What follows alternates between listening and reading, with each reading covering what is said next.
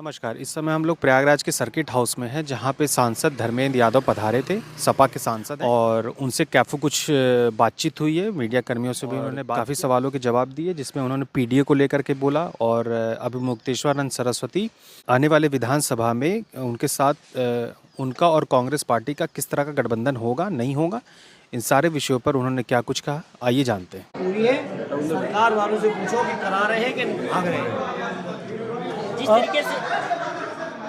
जिस तरीके से आप सब लोग पीडीए का मिशन चला रहे हैं, वहीं पर एक दूसरा समाज, अगर बात किए जाए, समान वर्ग के लोग कहते हैं कि आप समाजवादी पार्टी हम सब लोग पीडीए संगठन बना करके अलग कर दी गई, उस पर आपका क्या विचार है? समाजवादी कोई नहीं कह रहा, कोई नहीं कह रहा, ये सब गलत है।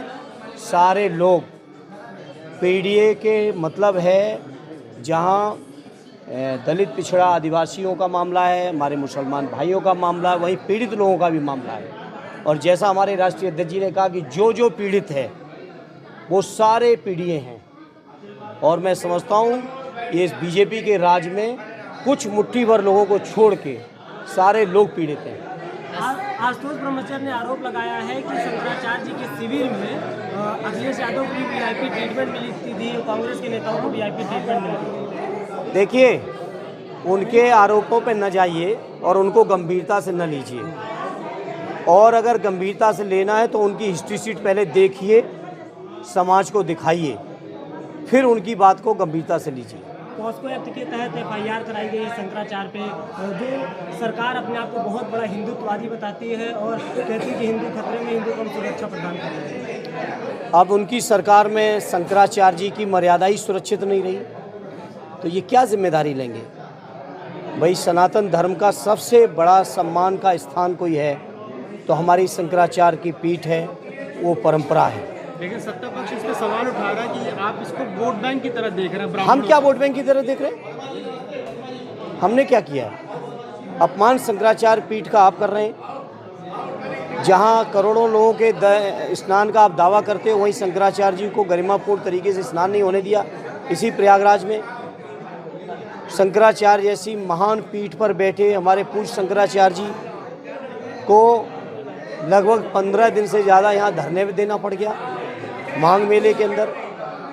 तो आखिर शंकराचार्य जी का भी अगर सम्मान नहीं होगा तो मांग मेला का आयोजन किसके लिए कर रहे हैं? लेकिन विधानसभा में योगी आदित्यनाथ ने आप लोगों के, आपकी पार्टी पे भी सवाल खड़ा किया था कि आपने लाठीचार्ज किया था लखनऊ में और बनारस में, वो सब चीज़ें। तो इस बात की चिंता योगी आदित्यनाथ जी को क्यों है? शंकराचार्य जी ने तो हमारे राष्ट्रीय अध्यक्ष जी की भूरी प्रशंसा की है। फोन पे बात भी हुई, भूरी प्रशंसा की बिल्कुल बात हुई है, वो तो आप सबने सुनी भी है, वायरल भी हुई है। पंचायत चुनाव करने के पूरे आसार हैं, इसमें आप लोग आरोप लगा रहे हैं भारतीय जनता पार्टी 2027 विधानसभा चुनाव से पहले ही डर गई। बिल्कुल डरी हुई है और जनता तैयार है। लोकसभा में भी समाजवादियों की सरकार बना दी। उत्तर प्रदेश के अंदर 43 यानी बहुमत समाजवादी पार्टी को सांसद बना के दिए हमारे गठबंधन को। और बेईमानी ना होती, मैं फिर कह रहा हूँ, बेईमानी ना होती तो अकेले उत्तर प्रदेश से कम हमारे गठबंधन के समाजवादी पार्टी और कांग्रेस के मिलके कम से कम 60 सांसद होते और देश में मोदी जी प्रधानमंत्री नहीं होते बल्कि इंडिया अलायंस के प्रधानमंत्री होते। अभी आप लोकसभा से आए, सदन अभी चल रहा था, विपक्ष को बोलने का मौका नहीं दिया। आप लोग लगातार नारेबाजी भी कर रहे थे और आप लोगों विरोध प्रदर्शन भी किया। क्या है लोकसभा के अंदर का माहौल? अब माहौल 9 तारीख से फिर से बैठेगा सदन, तब देखेंगे। और पुराना जो बैठा है वो पूरे देश ने देखा है। क्या लोकसभा स्पीकर का जो रवैया रहा है वो पक्षपाती रहा है? उसके बारे में अब के इस समय क्या कहना, जो कहना होगा सदन में कहेंगे। अगर बात की जाए शिक्षक भर्ती की, अगर कई सालों से लगातार जो शिक्षक भर्ती आई नहीं हुई है, और एक तरफ जो है यूपी टेट जो है फार्म निकलने की बात होती, वहीं पर जो है विधानसभा में संदीप सिंह जो कि शिक्षा मंत्री हैं, वो कहते हैं कि जो अनुपात समानुपात जो है पर्याप्त हमारे यहाँ शिक्षक हैं। क्या लगता है कि वैकेंसी झूठ बोल रही है सरकार, झूठ बोल रही है सरकार।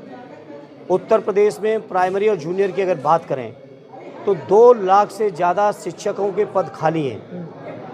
और ये अनुपात और समानुपात ठीक करने के लिए शिक्षकों की भर्ती करनी चाहिए थी इनको, उसकी बजाय विद्यालय बंद करने में लगे हैं। ये बीजेपी के लोग आंकड़ों के हेर फेर के लिए उल्टे चलते हैं। जहाँ शिक्षकों की भर्ती करनी चाहिए थी 2 लाख, वहाँ पे ये 26,000 से ज़्यादा विद्यालय बंद करके अपना अनुपात ठीक दिखाने की कोशिश कर रहे हैं। जिस पूर्वांचल से आप आते हैं, आजमगढ़ से सांसद है, पूर्वांचल में ही अभी हाल ही में ओम प्रकाश राजभर चाचा ने भी दम भरा है और बड़ी रैली आयोजन की है। कहा पूर्वांचल अब फिर से मेरा है, राजभर चाचा की वजह से पूर्वांचल आप लोगों ने जीता है। हाँ, राजभर चाचा जी की वजह से ज़रूर जीता था। इसीलिए तो मऊ की घोसी की जनता ने, जब वो पूरी ताकत लेके 2-2 इंजन लगा के चुनाव लड़े घोसी की लोकसभा को, तो पूर्वांचल की सबसे बड़ी हार अगर किसी के खाते में है तो उन्हीं चाचा के खाते में है जिनकी आप बात कर रहे हैं। कांग्रेस के साथ इस बार विधानसभा चुनाव में क्या सीट का बंटवारा रहेगा, अलायंस रहेगा विधानसभा में? अब वो कांग्रेस की लीडरशिप और हमारी लीडरशिप तय करेगी कि आप तय करोगे? हमारी लीडरशिप तय करेगी। संजय निषाद जी ने फिर से निषादों का आरक्षण का सूर छेड़ दिया। कहीं चुनाव नजदीक आ रहा है, उसके लिए तो नहीं भारत है। अब वो संजय निषाद जी से पूछो।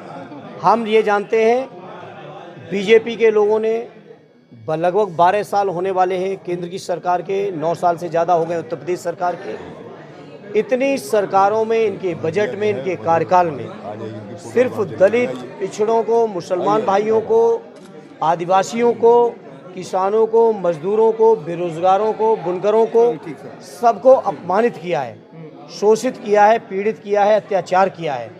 और अब सब लोगों ने मिलकर लामबंद होके लोकसभा में दिखाने का एक टेलर दिखाया है और विधानसभा में आप असली पिक्चर देख